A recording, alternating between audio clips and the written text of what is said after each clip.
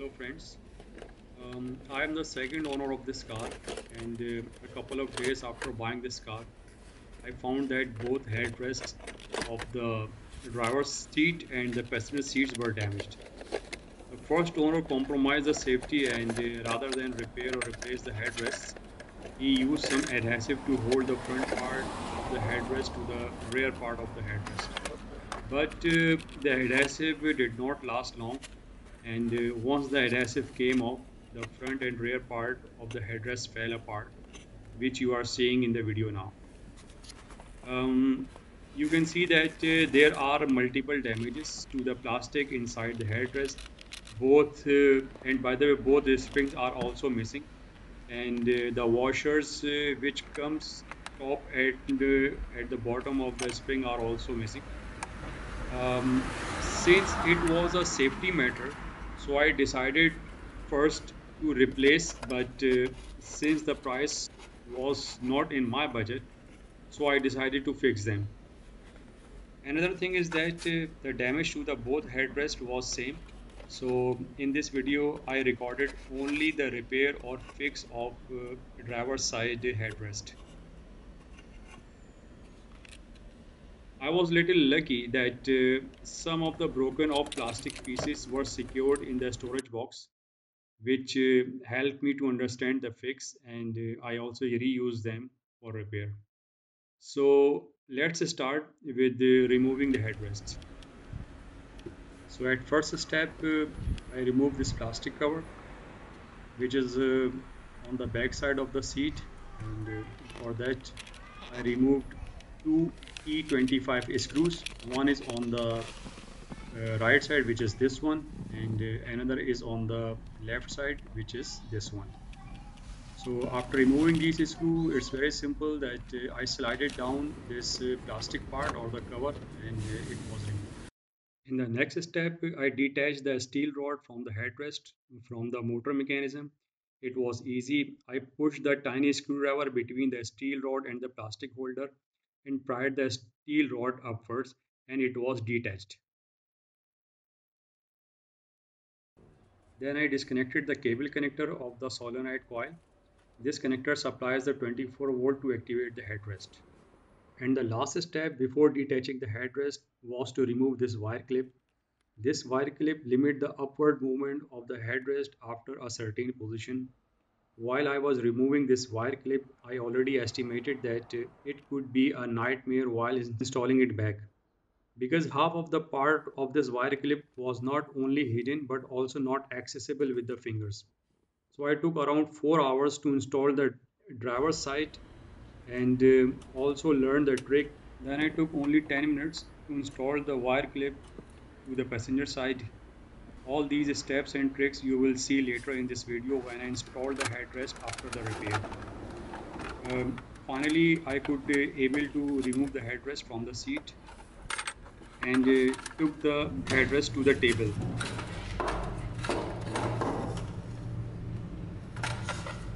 First, I separated the parts of the headrest. So first I separated the rear plastic cover from the seal rod and found that two plastic pieces inside the rear cover were damaged, which were deployed to hold the steel rod. Then I detached the front part of the headrest from the steel rod by removing the pin.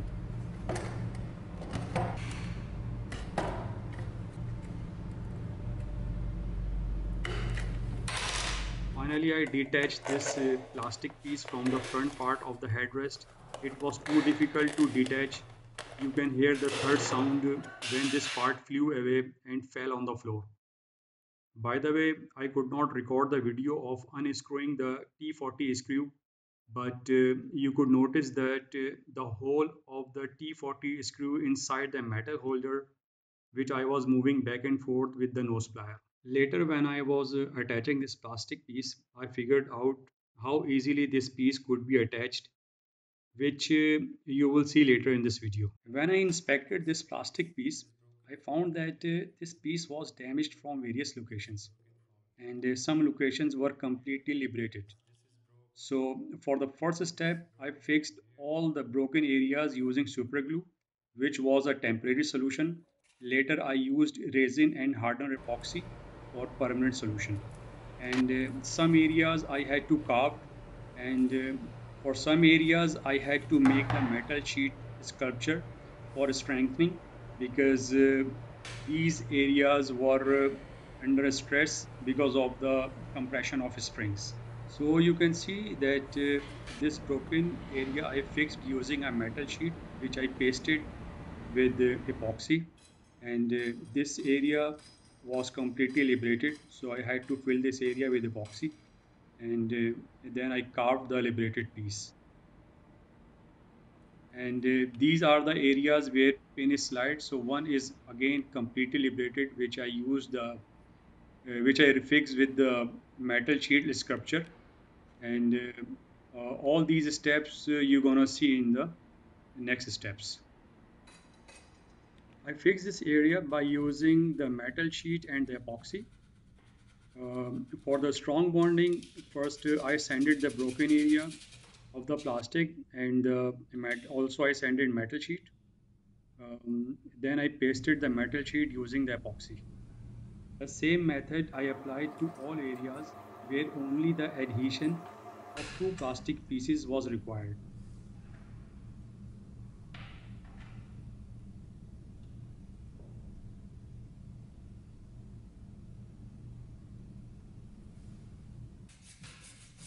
In the next step, I made a metal sheet sculpture to repair the damaged groove or the slot of the pin. The pin that comes into this slot is kept hold by the solenoid catcher, and the catcher releases the pin when the activation of the headrest is required. So when the sculpture was made, first I checked the fitting of the sculpture and ensured that it is not only a good fit but also okay in terms of functionality. Then I inserted the sculpture into the place and applied the epoxy for the bonding and let it cure overnight. This was the biggest challenge in this repair.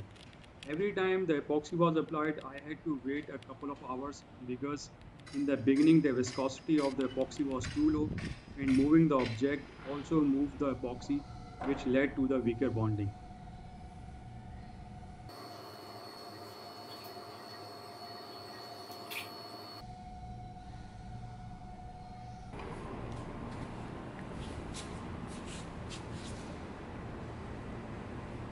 In the next step, I fixed the area where spring is compressed or the spring pocket. This area was badly damaged. First, I fixed the available liberated plastic piece by the super glue. And for the area where liberated piece was not available, I used 10 millimeter long socket because the outer diameter of this long socket was matching with the diameter of the spring pocket that was 16 millimeter. First, I wrapped the paper tape on the 10 millimeter socket to avoid the bonding between epoxy and the socket.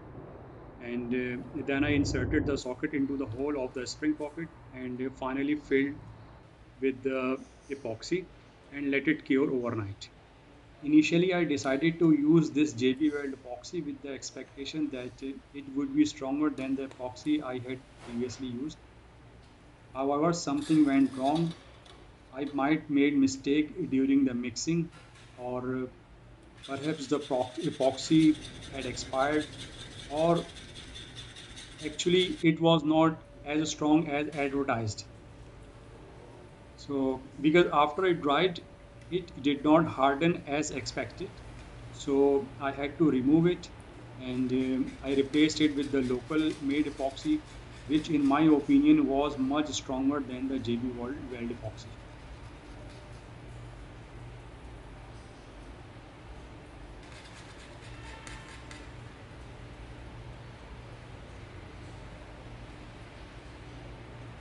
After fixing the first spring pocket, I moved on to the second one, which was not as damaged as the first one.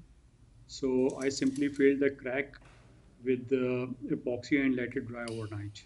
After that, I began carving the tube that headrest rod slides through when the headrest is activated. Firstly, I cut the plastic tube from an abandoned hookah to the required length, since the inner diameter of this tube matched the size of the actual tube. I then attached this tube to its intended location using the 8 mm bolt and filled the surrounding area with epoxy, leaving it to dry overnight. Once the epoxy had completely cured or dried, I removed the bolt and started carving the actual shape using an abrasive wheel, sandpaper, and a file. While shaping this area, I had a reference of the other side which was undamaged and was in actual shape. And finally, I tested the functionality and ensured the plastic piece slide smoothly.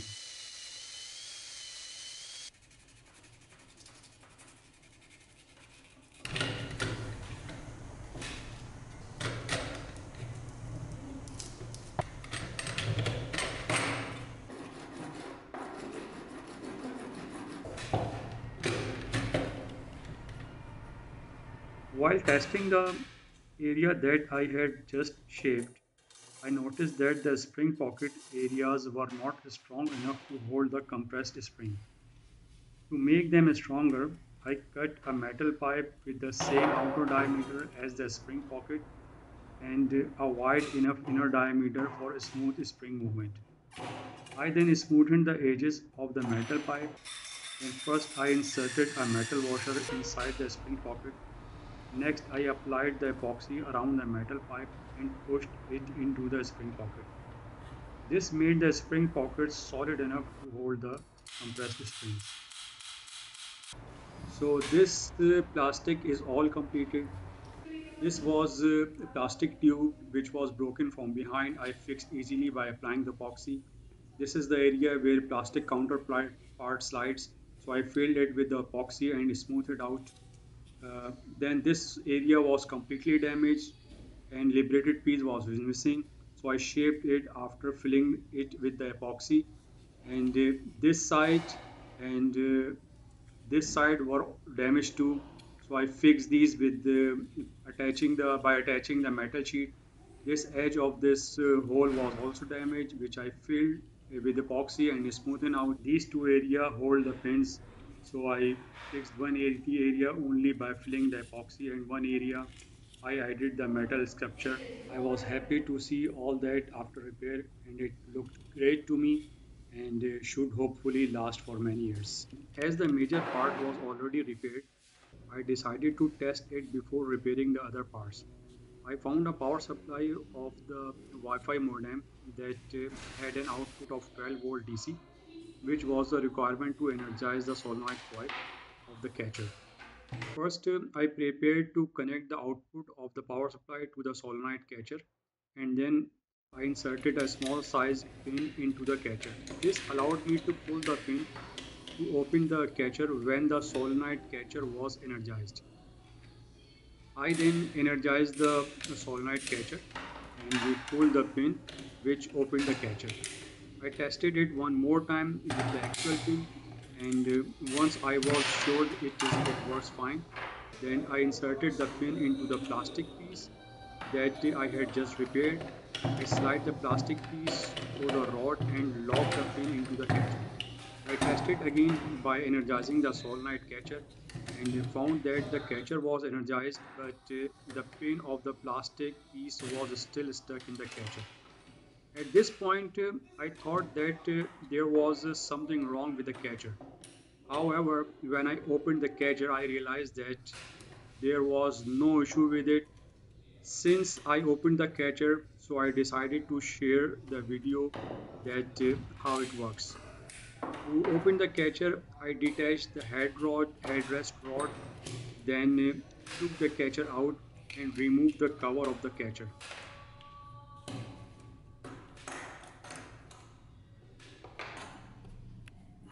This pin keeps the catcher locked. For example, you can see now that I'm trying to open the catcher, but it does not allow me. When the 12 volts are supplied to the coil, the pin moves inward, which opens the catcher, and the headrest is shot by the force of the springs. I removed the coil, which represents that the coil is energized, and as you can see now, I can open the catcher. It's a simple and straightforward mechanism. After testing it and making sure everything was fine, I returned everything back to normal. I tested it multiple times and each time it worked flawlessly. The reason it was not working before was that I was testing it without springs. After the testing, I attached the plastic piece to the front part of the headrest. To do this, I tightened the T40 screw first. However, attaching the plastic piece to the headrest was quite challenging initially. After several attempts, I discovered that pushing the headrest from the top and bottom sides, as shown in the video, expanded the headrest parts that held the plastic piece. This made it much easier to attach the plastic piece to the headrest. So this is the outcome after attaching the plastic piece to the headrest, and the results were quite satisfactory. Next, I fixed these two plastic clips at the rear part of the headrest. The steel rod pushed these two clips backward, and as a result, both plastic clips got broken.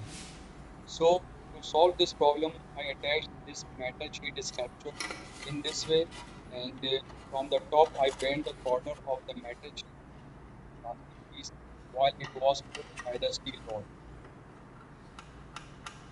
So, to attach the metallic sculpture, first I fill the epoxy into the pockets of this part and mix it well and push the metallic sculpture into these pockets with hammer and with the thumb and let it dry overnight, and the epoxy next day morning freeze the metallic sculpture. After fixing all the broken pieces, I started assembling the parts. I begin by placing the washers and the springs into the rods. The springs had a 40 millimeter outer diameter, 95 millimeter length, and a 1.8 millimeter wire thickness. Next, I took these two plastic hooks into this wire clips. These two plastic hooks actually limits the displacement of the headrest when it was activated. After that, I locked the headrest into the solenoid catcher. It was challenging to compress the two springs together, but after a couple of attempts, I managed to do it. In the next step, I attached the canvas strap by pushing the pin into the slot, and it was the easiest part of the assembly. Then I removed the air duct from the rear part of the headrest because it was obstructing the assembly of the rear part to the steel rod. Then I attached the rear part of the headrest to the steel rod. Initially, it was little challenging because I had attached the metallic sculpture, which minimized the flexibility of the plastic clips. However, applying a little more pressure helped me to successfully manage the situation. Then I returned the air duct to its location and also installed the vertical air duct. And these final steps actually completed the assembly of the headrest.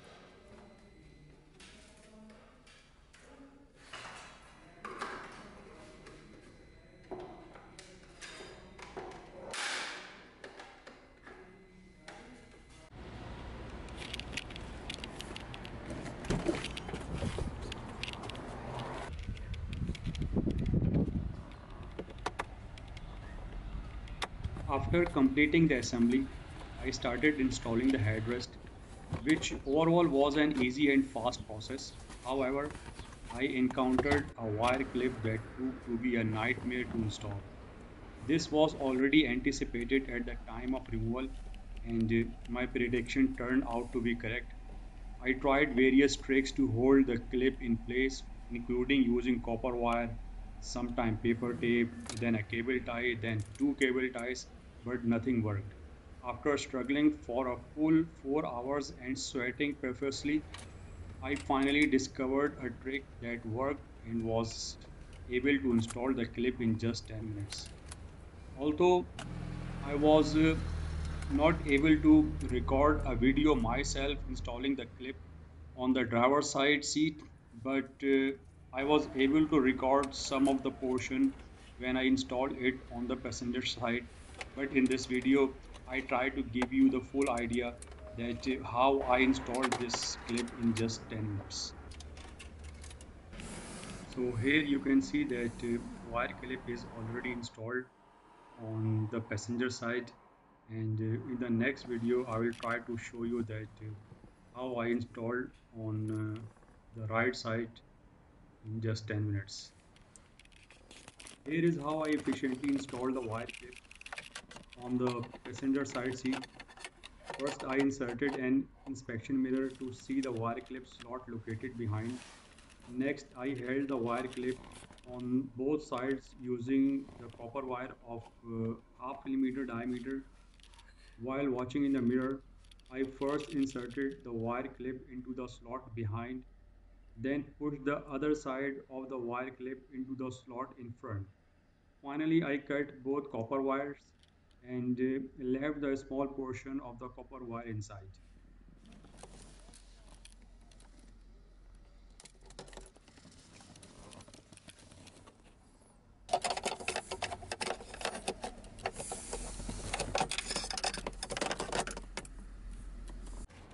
In the next step, I attached the black rubber shroud to the headrest by inserting the hooks into the slots of the headrest.